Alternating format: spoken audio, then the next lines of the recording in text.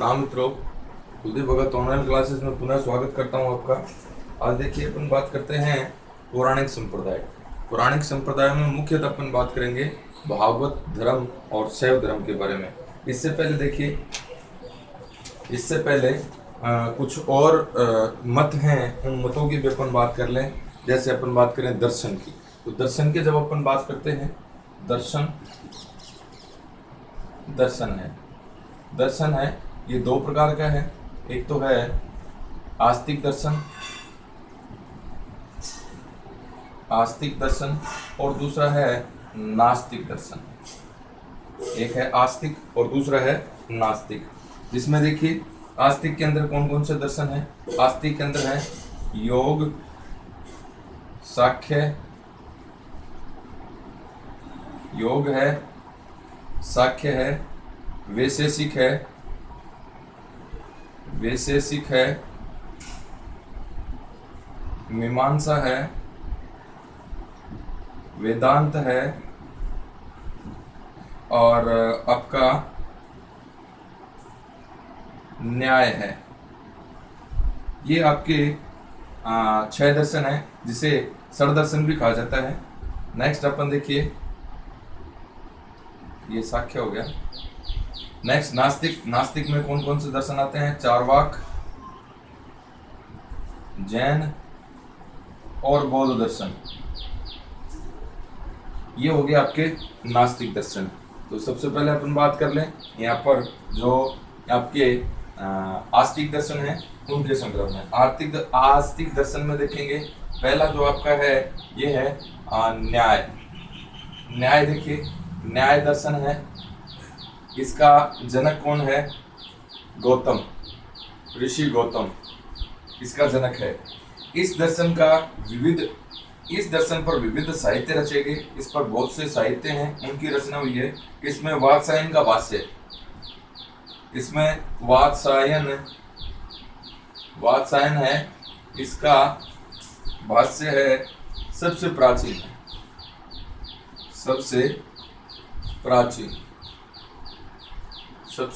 है। दूसरे नंबर पे अपन देखिए वैशेषिक दर्शन।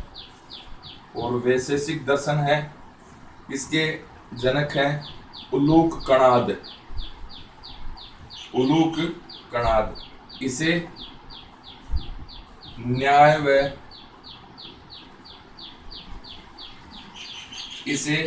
न्याय, इसमें क्या इंपॉर्टेंट बात होगी, इसमें न्याय व वैशेषिक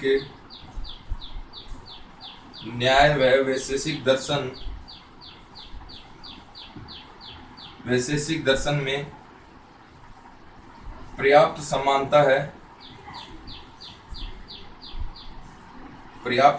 है और इसी कारण इन्हें समानतंत्र भी कहा जाता है। नेक्स्ट 3 नंबर पे देखेंगे साख्य दर्शन। इसके जो जनक हैं ये कपिल मुनि हैं और ईश्वर कृष्ण द्वारा रचित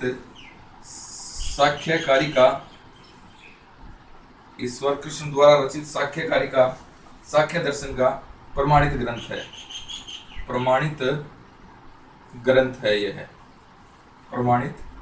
है। नेक्स्ट है चौथा, देखिए योग किसके द्वारा दिया गया है। पतंजलि के द्वारा योग दर्शन है, यह दिया गया है। देखिए, इसको अपन दोबारा देखते हैं। इसमें देखिए क्या क्या इंपॉर्टेंट बातें होंगी इसमें, ये देखें आप। देखिए भी, दर्शन की अपन बात करते हैं। दर्शन 2 प्रकार का है, आस्तिक और नास्तिक। आस्तिक दर्शन के अंदर जो है कौन कौन से दर्शन आएंगे। योग, साख्य, वैशेषिक, मीमांसा, वेदांत और न्याय। ये 6 दर्शन है, इन्हें षड दर्शन भी कहा जाता है। नास्तिक है जो ईश्वर के अंदर और वेदों के अंदर जिनका क्या है, विश्वास है। ईश्वर और वेदों के अंदर जिनका विश्वास है उसे आस्तिक कहेंगे। नास्तिक कौन कौन से दर्शन है। चारवाक, जैन और बौद्ध। तो ये आपके नास्तिक दर्शन है। अब देखिए अपन आस्तिक दर्शन है, इनके संदर्भ में बात करेंगे। न्याय दर्शन है, न्याय दर्शन का जनक कौन है? गौतम। वात्स्यायन का भाष्य है, इस न्याय दर्शन के ऊपर वात्स्यायन के द्वारा एक भाष्य लिखा गया। वात्स्यायन का भाष्य सबसे प्राचीन भाष्य। वैशेषिक दर्शन देखिए, जनक है उलूक कणाद। ये न्याय और वैशेषिक दर्शन है, इनके अंदर प्राप्त समानता है, इसलिए इन दोनों को एक नाम दिया गया है समानतंत्र। समानतंत्र क्वेश्चन बहुत अच्छा बन जाता है, आपसे पूछ लिया जाए कि षड दर्शन में कौन दो समान हैं, तो समान कौन है? न्याय दर्शन और वैशेषिक दर्शन। इसके बाद में सांख्य दर्शन है, ये किसके द्वारा दिया गया है? कपिल मुनि के द्वारा दिया गया है। और इस दर्शन के ऊपर एक प्रमाणित ग्रंथ है, किसका है? ईश्वर कृष्ण का सांख्य कारिका। योग है, योग दर्शन है, ये किसके द्वारा दिया गया है? महर्षि पतंजलि के द्वारा योग दर्शन है, यह है दिया गया। देखिए अपने जो आस्तिक दर्शन है इनकी अपन बात कर रहे हैं। 4 दर्शन पढ़ लिया अपन ने, 5वां दर्शन है वो देखेंगे। तो देखिए आप, 5वां दर्शन है, ये है पूर्व मीमांसा। 5वां दर्शन पूर्व मीमांसा। पूर्व मीमांसा, इसका जो जनक है पूर्व मीमांसा का, ये है जेमिनी। जेमिनी, पूर्व मीमांसा का जनक जेमिनी है। मीमांसा सूत्र 12 अध्यायों में विभक्त है। ये मीमांसा सूत्र है, यह है 12 अध्यायों में विभक्त है। 12 अध्यायों के अंदर ये विभक्त है। इसी कारण इसको द्वादशाध्यायी भी कहा जाता है। छठा और अंतिम है वेदांत या उत्तर मीमांसा। वेदांत या उत्तर मीमांसा, जनक है बादरायण। बादरायण जनक है। इसमें देखेंगे बादरायण ने वेदांत सूत्र या ब्रह्म सूत्र की रचना की। बादरायण ने वेदांत सूत्र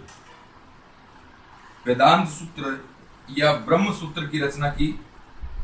ब्रह्म सूत्र की रचना की थी।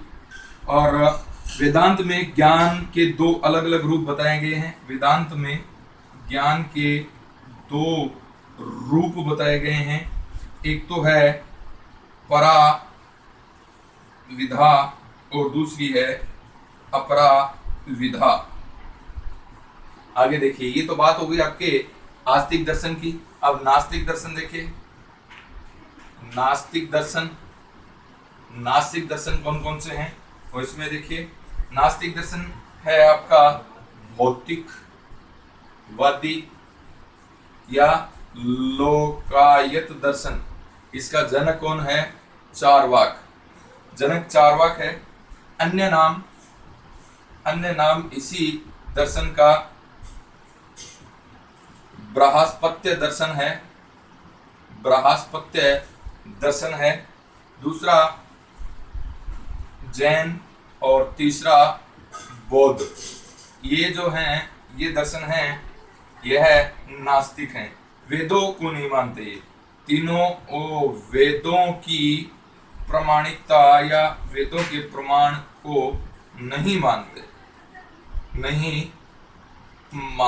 वेदों को नहीं मानते। वेदों की प्रमाणिकता जो है, इसका क्या करते हैं? ये खंडन करते हैं। अब देखिए आगे, पहले इसको देखेंगे आप। देखिए आस्तिक दर्शन के अंदर 5वां पूर्व मीमांसा है, किसके द्वारा दिया गया है? जैमिनी के द्वारा। इसके ये 12 अध्यायों के अंदर विभक्त है, इसलिए इसे क्या कहते हैं? द्वादशाध्यायी। इसके बाद में वेदांत है, इसको उत्तर मीमांसा कहते हैं। जनक कौन है इसका? बादरायण। और ये वेदांत सूत्र या ब्रह्म सूत्र भी कहते हैं। और ये 2 भागों में बटा हुआ है। कौन क्या है इसके 2 भाग? एक तो पराविधा और एक अपराविधा। अब बात करें नास्तिक दर्शन की, तो नास्तिक दर्शन के अंदर भौतिकवादी या लोकायत दर्शन है। ये किसने दिया था? चार्वाक ने दिया था। ये चार्वाक जो है, ये बृहस्पति का शिष्य था। अन्य नाम इसी कारण इसका बृहस्पत्य दर्शन भी है। और साहब चार्वाक का जो कथन था वो ये था कि ईश्वर, जन्म, मरण, पूर्व जन्म, आत्मा, परमात्मा कुछ नहीं होता है। इस संसार के अंदर भौतिकवादी बनो, जो कहीं से भी आपको आनंद मिले वो आनंद ग्रहण करो, चाहे आपको कर्जा करके घी खाना पड़े तो घी खाएं, मतलब सुख में जीवन व्यतीत करने की। और इनका जो विचार हैं ये किसके अंदर मिलते हैं? भौतिकवादी दर्शन के अंदर मिलते हैं। इसी प्रकार जैन और बौद्ध भी हैं, ये वेदों को नहीं मानते हैं, ईश्वर की प्रमाणिकता को नहीं मानते हैं। तो ये बात हो गया आपका दर्शन के संदर्भ में।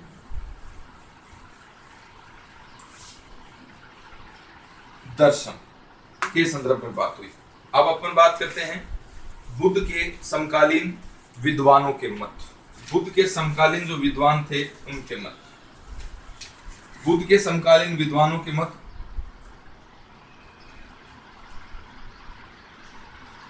बुद्ध के समकालीन विद्वान मत। बुद्ध के समकालीन विद्वान मत हैं, तो देखिए कौन कौन से हैं बुद्ध के समकालीन विद्वान। पहला देखें तो है पूर्ण कश्यप। इसका मत जो है ये है अक्रियवादी। अक्रियवादी अक्रियवादी इनका मत है। इसी अक्रियवादी का दूसरा नाम है नितांत अक्रियवादी। नितांत अक्रियवादी ध्यान में रखना है। बुद्ध के सिद्धांतों का घोर विरोध किया। सिद्धांतों का इसने विरोध किया पूर्ण कश्यप ने। और इसके मतानुसार मनुष्य के कर्मों का कोई फल नहीं होता। कर्मों का कोई फल नहीं होता। कर्मों का फल नहीं होता किसके अनुसार है? पूर्ण कश्यप के अनुसार। नेक्स्ट है मखलीपुत्र गोसाल। मखलीपुत्र गोसाल है, ये है नियतिवादी।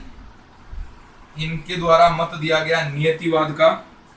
इन्होंने आजीवक संप्रदाय की नींव डाली। आजीवक संप्रदाय है इसकी नींव डाली। और आजीवक संप्रदाय है इसका अशोक के 7वें स्तंभ लेख में वर्णन मिलता है। स्तंभ लेख में आजीवक संप्रदाय का उल्लेख मिलता है। महावीर स्वामी के साथ 6 वर्षों तक क्या करा था इसने? तप करा था। और उसके बाद में विचारों में द्वंद्व होने के कारण अलग अलग हो जाते हैं। तीसरा है अजीत केस कंबलीन। हमेशा कंबल ओढ़े रहते थे, इसलिए इनका नाम इंसानों की बालों की कंबल ओढ़ते थे, इसलिए अजीत केस कंबलीन इनका नाम पड़ा। तो देखिए ये जो दर्शन है ये उच्छेदवादी है, उच्छेदवादी। इसे नितांत भौतिकवादी भी कहते हैं। नितांत भौतिकवादी भी इस दर्शन का नाम है। नेक्स्ट है संसार में न कोई मरता है। इनका कथन है संसार में न कोई मरता है, न पिता न माता। संसार में न कोई मरता, न कोई माता व न कोई पिता। पाप पुण्य भी नहीं है, पाप पुण्य नहीं है। सत्य असत्य, यज्ञ होम दान आदि की बातें झूठी है। नेक्स्ट है पखुद कच्चायन। घोर अक्रियवादी है, अकृतवादी। घोर अकृतवादी है। पांचवा है संजय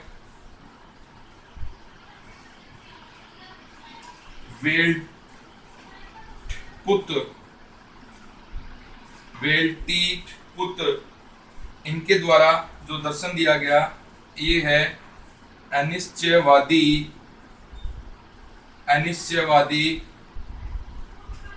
संदेह है, अनिश्चयवादी या संदेहवादी। इनका कहना था कि मनुष्य के जीवन संबंधी प्रत्येक प्रश्न पर इनका अनिश्चय था। मनुष्य को लेकर मनुष्य के प्रत्येक प्रश्न पर इनका अनिश्चय था,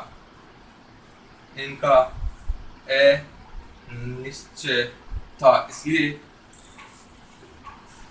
अनिश्चयवादी सिद्धांत है इनका। बौद्ध ग्रंथों के अंदर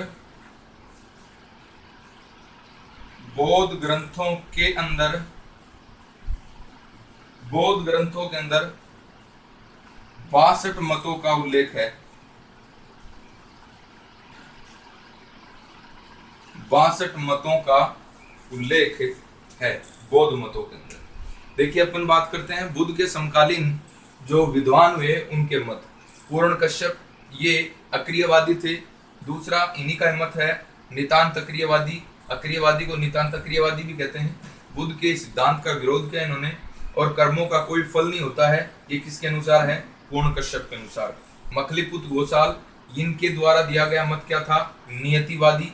और अच्छा क्वेश्चन है, आजीविक संप्रदाय इन्होंने स्थापित किया था। अशोक के 7वें स्तंभ लेख में आजीविकों का वर्णन मिलता है। महावीर स्वामी के साथ में नालंदा में इन्होंने 6 वर्ष तक तप किया था और विवाद होने के कारण दोनों अलग अलग हो जाते हैं। अजीत केस कम्बलिन ये मनुष्य की बालों की कंबल ओढ़े रहते थे, इसलिए इनका नाम है अजीत केस कम्बलिन। इनका जो दर्शन है ये उच्छेदवादी है।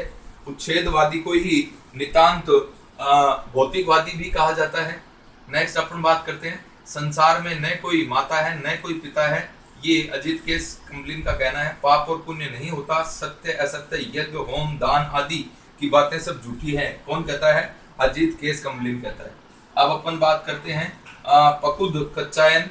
इनका जो मत था ये घोर अकृतवादी था। इसके बाद में संजय वेल्टीपुत्र ये जो है वेल्टीपुत्र जो है इनका जो मत है ये अनिश्चयवादी था। अनिश्चयवादी या संदेहवादी। तो मनुष्य, इसका कथन है मनुष्य के प्रत्येक प्रश्न पर इनका निश्चय नहीं था कि मनुष्य का जो प्रत्येक प्रश्न था इनके ऊपर, जैसे मानो कि किसी ने पूछा कि परमात्मा है या नहीं है, तो ये कहते थे शायद है शायद नहीं। इसी प्रकार निश्चय था इनका। तो बौद्ध ग्रंथों के अंदर लगभग 62 मतों का क्या किया गया है? उल्लेख है। ये किया गया है बौद्ध मतों के अंदर। देखिए बौद्ध आपके जो ग्रंथ हैं बौद्ध ग्रंथों के अंदर और 62 मतों का, इस प्रकार के 62 मतों का उल्लेख किया गया है। तो आपको ध्यान में रखना है, इंपॉर्टेंट बातें बनती हैं ये सारी की सारी। आगे देखिए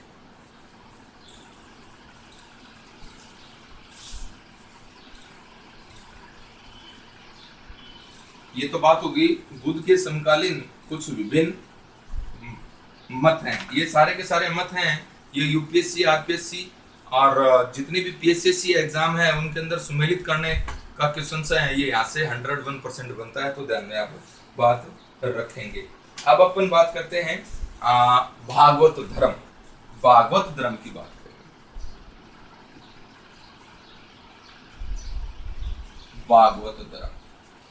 भागवत धर्म जो है इसका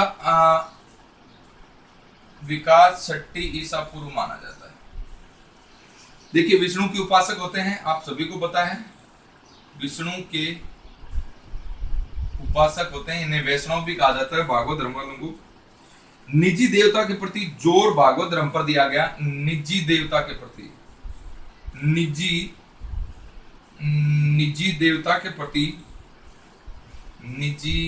देवता के प्रति जोर है, यह है भागवत धर्म में दिया गया। और ब्रह्मसूत्र के अनुसार भागवत धर्म में पूजा की 5 विधियां हैं। ब्रह्मसूत्र के अनुसार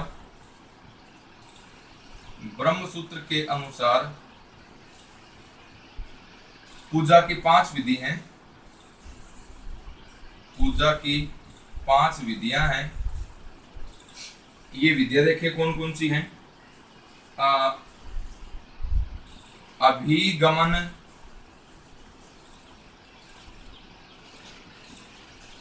उपादान, इज्जिया, स्वाध्याय और योग। ये भागवत धर्म के अंदर 5 विधियां हैं ब्रह्मसूत्र के अनुसार। भागवत धर्म की, भागवत धर्म में सूर्य पूजा की जाती है। भागवत धर्म है, इसके अंदर सूर्य पूजा है, इसका विधान है। नेक्स्ट है वासुदेव कृष्ण, साख्य योग के वासुदेव कृष्ण थे। यह साख्य योग से प्रभावित थे, साख्य योग से प्रभावित थे। नेक्स्ट अपन बात करते हैं इसके अंदर क्या क्या अवधारणाएं हैं। भागवत धर्म के अंदर क्या क्या अवधारणाएं हैं। एक तो आपका है चतुर्व्यूह है। चतुर्व्यूह है, वासुदेव के साथ उनके पुत्रों का सामूहिक रूप से पूजा होती है, जिन्हें चतुर्व्यूह कहा जाता है। चतुर्व्यूह के अंदर कौन कौन शामिल होते हैं। संकर्षण,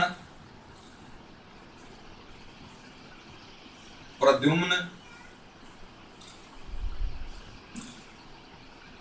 अनिरुद्ध और सांब। ये इनकी चतुर्व्यूह के अंदर पूजा की जाती है। इसके बाद में देखिए 5 वृषणी वीर। 5 वृषणी वीर दूसरी जो उदाहरण है, ये है 5 वृषणी वीर। 5 वृषणी वीर कौन कौन से हैं। एक तो है संकर्षण यानी बलराम, ये है रोहिणी का पुत्र। दूसरा है वासुदेव कृष्ण, ये है देवकी की संतान। नेक्स्ट है प्रद्युम्न, ये है रुक्मणी का पुत्र यानी कृष्ण का पुत्र। नेक्स्ट है सांब। सांब है, ये भी कृष्ण का पुत्र है, जामवंती का पुत्र है।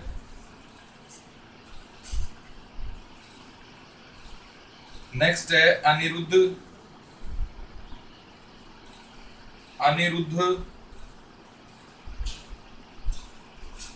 ये कृष्ण का पुत्र है, प्रद्युम्न का पुत्र। तो ये थे 5 वृषणी वीर। देखिए भागवत धर्म के बारे में चर्चा कर रहे हैं। 6ठी ईसा पूर्व इसका विकास हुआ, जन्म हुआ। यहाँ पर देखिए विष्णु के उपासक हैं, जिन्हें वैष्णव कहा जाता है भागवत धर्म के लोग। निजी देवता के ऊपर जोर देने की का जो प्रमुख लक्षण हमें दिखाई देता है, वो कौन से धर्म में दिखाई देता है। भागवत धर्म में। ब्रह्मसूत्र के अनुसार पूजा की कितनी विधियां हैं। 5 विधियां हैं। ब्रह्मसूत्र के अनुसार पूजा की 5 विधियां हैं। कौन कौन सी। अधिगमन, उपादान, इज्जिया, स्वाध्याय और योग। इसके बाद में देखिए भागवत धर्म के अंदर सूर्य पूजा का विधान है, और कृष्ण जो थे ये साख्य योग के प्रभावित थे, इससे साख्य योग से। अवधारणा देखिए कौन कौन सी अवधारणाएं हैं इनके अंदर। चतुर्व्यूह की अवधारणा है संकर्षण, प्रद्युम्न, अनिरुद्ध और साम। चतुर्व्यूह में इन चारों की पूजा की जाती है। 5 वृषणी वीर या पंचवर्षणी वीर। संकर्षण यानी बलराम रोहिणी का पुत्र था। वासुदेव कृष्ण देवकी का पुत्र था। प्रद्युम्न रुक्मिणी का पुत्र था। सांब जामवती का पुत्र था। और अनिरुद्ध प्रद्युम्न का पुत्र था। तो ये प्रमुख बातें थी किसके अंदर। 5 वृषणी वीरों के अंदर। अब देखिए अवतारवाद की अवधारणा।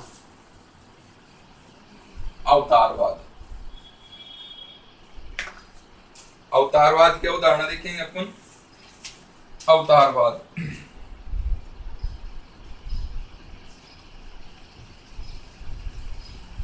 अवतारवाद क्या उदाहरण है? इसमें देखिए विष्णु के अधिकतम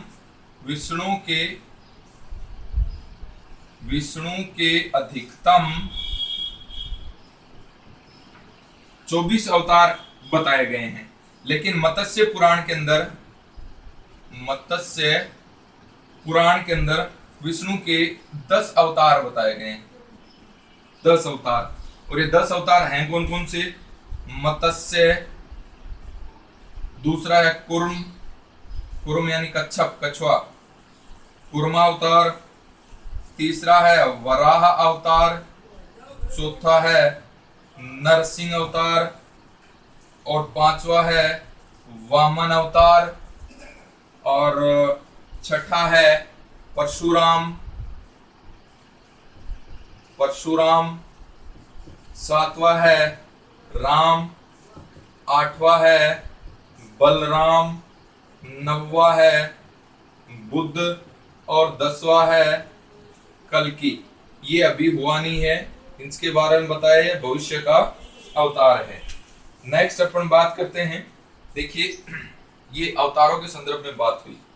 भागवत धर्म की अवधारणा के अंदर अवतारवाद है, और अवतारवाद में अपन देखें विष्णु के अधिकतम 24 अवतार माने गए हैं, लेकिन मत्स्य पुराण के अंदर इनके 10 अवतार दिए गए हैं, जिसमें मत्स्य अवतार है, कूर्मा अवतार है, वराह अवतार है, नरसिंह अवतार है, वामन अवतार है, परशुराम अवतार है, राम अवतार है, बलराम अवतार है, बुद्ध अवतार है, और कल्कि अवतार। कल्कि अवतार अभी तक हुआ नहीं है। ये कल्कि अवतार जो है ये भविष्य का अवतार बताया जाता है कि भविष्य में होगा कल्कि नाम से विष्णु का अवतार। अब आगे देखिए भागवत धर्म के सिद्धांत। अब अपन भागवत धर्म के सिद्धांत हैं, इन सिद्धांतों के बारे में चर्चा करते हैं। भागवत धर्म के सिद्धांत हैं सब। सिद्धांतों में देखिए क्या क्या इंपॉर्टेंट बातें होंगी। भागवत धर्म का श्रेष्ठ धार्मिक ग्रंथ भगवत गीता है। इनका सबसे प्रमुख ग्रंथ है, ये है भगवत गीता। भगवत गीता देखिए गीता के अंदर क्या क्या इंपॉर्टेंट बातें हैं। गीता के अंदर ज्ञान, कर्म, भक्ति का मिश्रण। अच्छी बात है सब। नेक्स्ट अपन देखिए गीता के अनुसार मनुष्य है मोक्ष प्राप्ति के 3 मार्ग बताए हैं गीता में। मोक्ष प्राप्ति के देखिए साहब कौन कौन से हैं? ज्ञान, कर्म और भक्ति। ये 3 मार्ग बताए हैं मोक्ष के गीता के अनुसार। गीता के अनुसार स्वयं को कार्य करने वाला समझना और उसके फल की आशा नहीं करना। गीता के अनुसार स्वयं को कर्म करने वाला समझना और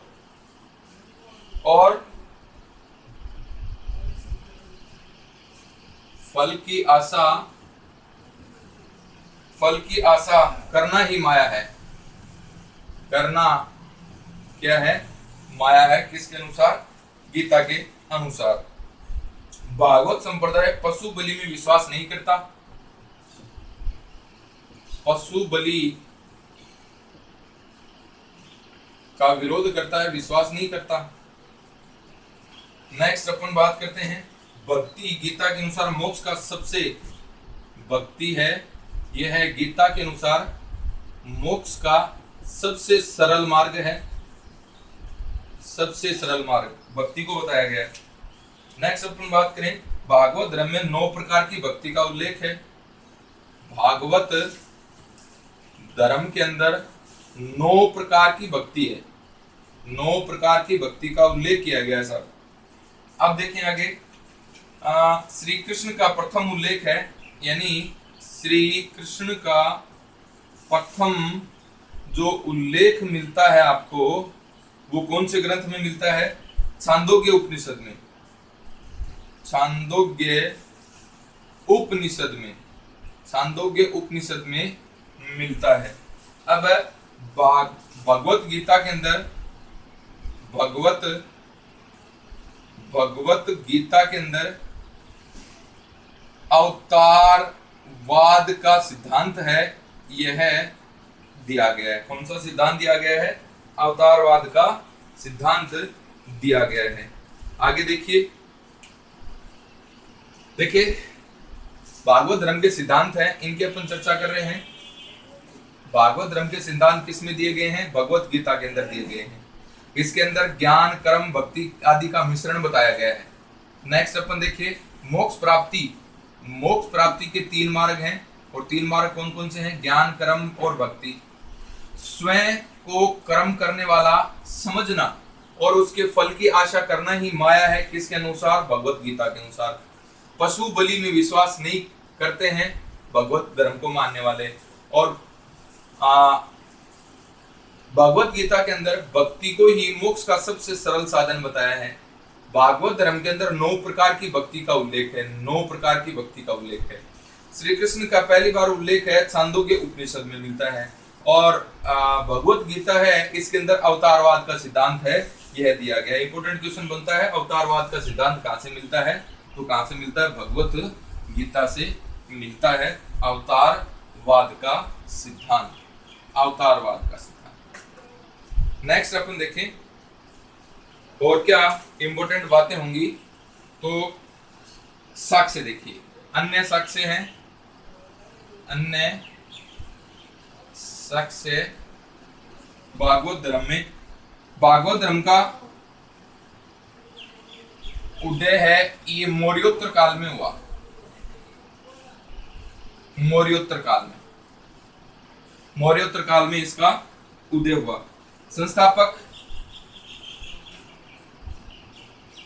संस्थापक है, ये है वासुदेव कृष्ण, जो कौन से वंश के थे? वर्षणी वंश के थे, वर्षणी वंश के यादव। नेक्स्ट है वासुदेव की पूजा का समर्थन, वासुदेव की पूजा का सर्वप्रथम उल्लेख है वासुदेव की पूजा का। ये कौन करता है? पाणिनि के समय, पाणिनि के समय 5वीं सदी ईसा पूर्व में सर्वप्रथम वासुदेव पूजा का उल्लेख है। वासुदेव कृष्ण की पूजा का उल्लेख मिलता है। एक मानवीय नायक के रूप में वासुदेव के देवीकरण का सबसे प्राचीन उल्लेख मानवीय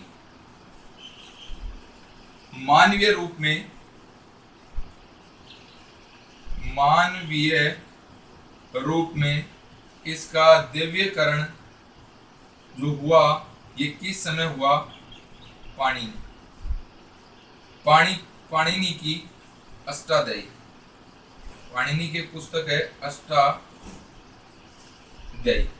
इसके अंदर मिलता है। नेक्स्ट अपन बात करते हैं भागवत धर्म का जो केंद्र था, प्रमुख केंद्र, ये था मथुरा। भागवत धर्म का प्रमुख केंद्र मथुरा था। आगे देखिए और क्या इंपोर्टेंट बात बनेगी साहब। मेगस्थनीज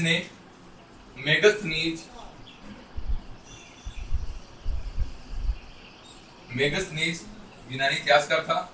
मेगस्थनीज ने मथुरा में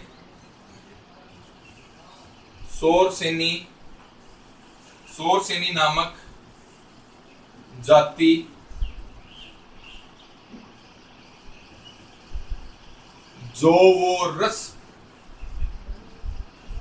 जोरस नदी का उल्लेख किया है। क्रमशः यह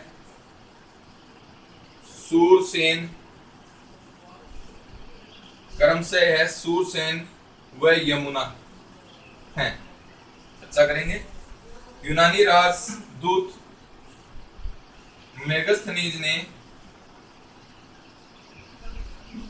मेगस्थनीज ने सूरसेन के लोगों को, सूरसेन यानी मथुरा, सूरसेन यानी मथुरा के लोगों को हेराक्लिज का उपासक बताया। नेक्स्ट है, मेगस्थनीज ने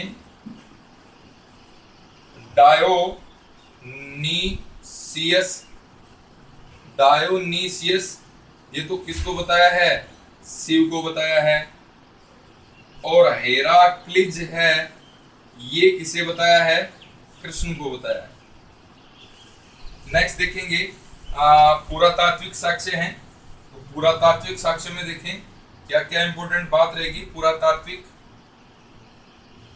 पुरालेखीय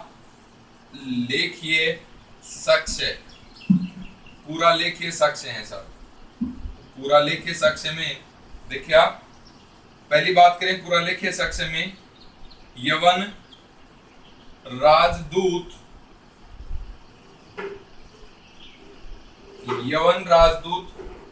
हेलियोडोरस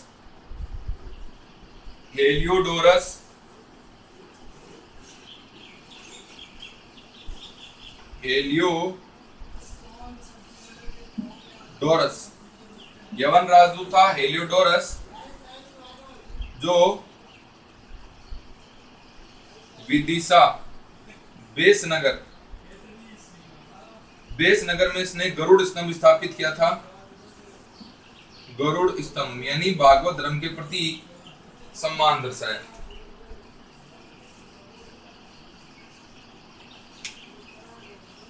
देखिए चर्चापन करते हैं अन्य साक्ष्य। अन्य साक्ष्यों में देखिए भागवत धर्म का जो उदय है ये मौर्योत्तर काल में माना गया है। भागवत धर्म का संस्थापक कृष्ण था और कौन से वंश का था, वृष्णि वंश का यादव था। सर्वप्रथम उल्लेख है श्री कृष्ण का अपने को किसके द्वारा मिलता है, पाणिनि के द्वारा, और कौन सी सदी के अंदर मिलता है, 5वीं सदी के अंदर। वासुदेव कृष्ण की पूजा का पहला उल्लेख है। कृष्ण का तो छांदोग्य उपनिषद में मिलता है प्राचीन उल्लेख, लेकिन वासुदेव कृष्ण की पूजा का प्राचीन उल्लेख है ये 5वीं सदी के अंदर किसके द्वारा किया गया था, पाणिनि के द्वारा किया गया था। नेक्स्ट है मानवीय रूप। मानवीय रूपों में अपन देखेंगे तो मानवीय रूप जो है, मानवीय रूप का जो देवीकरण किया गया, यानी जो कृष्ण जो था मानव रूप में था और उसको देवता के रूप में जो पूजा प्रारंभ करने का पहला जो साक्ष्य मिलता है ये पाणिनि की अष्टाध्यायी से मिलता है। पाणिनि की अष्टाध्यायी से मिलता है, ध्यान में रखना।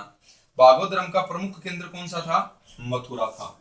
अब मेगस्थनीज ने मथुरा को सोरसेनी कहा और बताया कि मेगस्थनीज ने मथुरा के अंदर एक चर्चा की है अपने ग्रंथ इंडिका में। सोरसेनी नामक जाति निवास करती थी और कौन सी नदी के किनारे, जोवोरस नदी के किनारे। तो सोरसेन का उल्लेख है, ये तो सूरसेन के रूप में किया गया है। सोरसेनी का, सूरसेन यानी मथुरा। सूरसेन कौन सा आपका जनपद था, मथुरा जनपद था। और जो जोवोरस नदी है इसको कौन सी नदी माना है, यमुना नदी माना है। यानी मेगस्थनीज है ये कहता है कि सूरसेन के लोग हैं ये किसके उपासक थे, हेराक्लिज के उपासक थे। अतः मेगस्थनीज ने डायनोसियस नाम तो दिया है किसको, शिव को, और हेराक्लिज नाम दिया है किसको, कृष्ण को। कृष्ण का हेराक्लिज नाम, शिव का डायनोसियस नाम, ये यूनानी नाम है इनके। अब अपन बात करते हैं पुरातात्विक साक्ष्य। तो पुरातात्विक साक्ष्य है, इसके अंदर देखेंगे आप क्या क्या इंपोर्टेंट बात बनेगी पुरातात्विक साक्ष्य में। यवन राजदूत जो था ये किसका राजदूत था, यह है यवन राजदूत जो है ये तक्षशिला का शासक है, एंटियालकिड्स इसका राजदूत है, एंटियालकिड्स का। और ये हेलियोडोरस है ये कहां पर आता है, विदिशा आता है, और विदिशा के बेस नगर के अंदर एक गरुड़ स्तंभ की स्थापना करता है। और इस समय विदिशा के अंदर किसका शासक था, शुंग वंश के बाघभद्र का शासन था भागभद्र का। इसके बारे में और डिटेल से भी बात कर लेंगे अपन, इसको दोबारा समझ लेते हैं। पूरा लेख है साक्ष्य में, पूरा लेख है साक्ष्य में, देखिए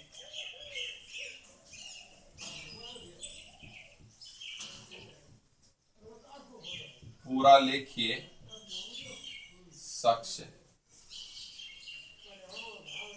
पूरा लेखिए साक्ष्य में देखिए। पूरा लेखिए साक्ष्य में शुंग वंश के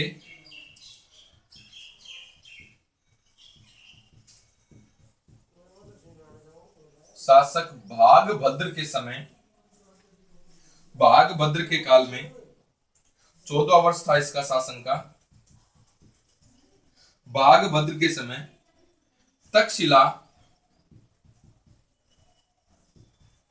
तक्षशिला के यवन शासक, तक्षशिला के यवन शासक जिसका नाम था एंटियालकिड्स ने अपना एक राजदूत भेजा था, और राजदूत का नाम था हेलियोडोरस।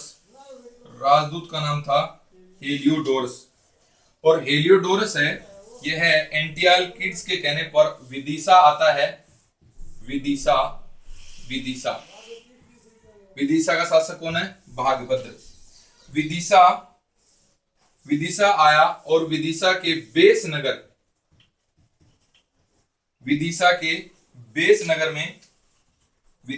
बेस नगर में गरुड़ स्तंभ की स्थापना की। गरुड़ स्तंभ की स्थापना की। ये सबसे महत्वपूर्ण प्रमाण है भागवत धर्म का। दूसरा है मथुरा के समीप मोरा नामक स्थान है। मोरा से प्रथम सदी का एक लेख प्राप्त हुआ है। प्रथम सदी का एक लेख प्राप्त हुआ है, और इस लेख के अंदर तोसा नामक महिला के द्वारा वृषणी वीरों की पूजा की उल्लेख मिलता है। वृषणी वीर कौन से हैं? वासुदेव कृष्ण, संकर्षण, प्रद्युम्न, सांब और अनिरुद्ध, ये वृषणी वीर। नेक्स्ट है राजा सर्वतात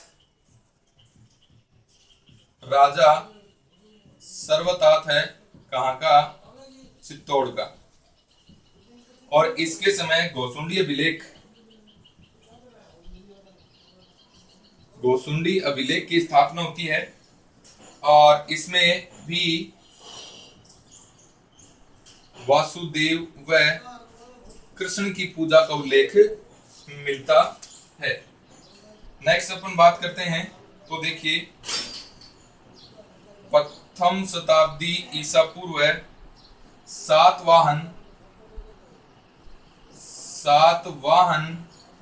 सातवाहनों का नानाघाट अभिलेख है। इस अभिलेख में भी संकर्षण व कृष्ण की पूजा का उल्लेख है। तो ये इंपॉर्टेंट बातें बनती है साहब, इनको अपन देखें। पुरातात्विक साक्ष्य है, कौन कौन से पुरातात्विक साक्ष्य? शुंग वंश का शासक था भागभद्र, इसका 14वां वर्ष था। इस समय तक्षशिला का यवन शासक था एंटियालकिड्स, और एंटियालकिड्स जो है अपना एक राजदूत भेजता है। इस राजदूत का नाम था हेलियोडोरस, और ये हेलियोडोरस कहां आता है? विदिशा किसका शासन था? शुंग वंश का शासन था, और ये विदिशा के बेस नगर के अंदर और गरुड़ स्तंभ की स्थापना करता है, जो इंपोर्टेंट बात है, आपको ध्यान में रखनी है। नेक्स्ट है दूसरा उदाहरण भागवत धर्म का, मथुरा का मोरा नामक स्थान है। यहाँ से प्रथम सदी का एक लेख मिला है, इस लेख के अंदर तोसा नामक एक महिला है, ये वृष्णि वीरों की पूजा करती है। वृष्णि वीर 5 हैं। कौन कौन से? वासुदेव, संकर्षण, प्रद्युम्न, सांब और अनिरुद्ध। अब राजा सर्वतात है, चित्तौड़ का था, दूसरी सदी का है। ये एक अभिलेख है, घोसुंडी अभिलेख। इसके अंदर वासुदेव कृष्ण की पूजा का क्या मिल रहा है? अपने को उल्लेख मिल रहा है। वासुदेव कृष्ण और संकर्षण, वासुदेव कृष्ण और संकर्षण यानी बलराम की पूजा का क्वेश्चन ये पूछ लिया जाए कि राजस्थान के अंदर भागवत धर्म का सबसे प्राचीन प्रमाण है, तो वो कहां पर है? चित्तौड़ का घोसुंडी है। अब अपन बात करें, प्रथम शताब्दी ईसा पूर्व 7 वाहनों का एक अभिलेख प्राप्त हुआ है, जिसे नाना घाट अभिलेख कहते हैं। और ये नाना घाट अभिलेख के अंदर भी संकर्षण व कृष्ण की पूजा का क्या मिल रहा है? उल्लेख मिल रहा है। तो ये मित्रों आपकी जो बात रही, ये भागवत धर्म के बारे में बात रही। अगला जो अपनी जो क्लास होगी वो होगी शैव धर्म के बारे में। धन्यवाद।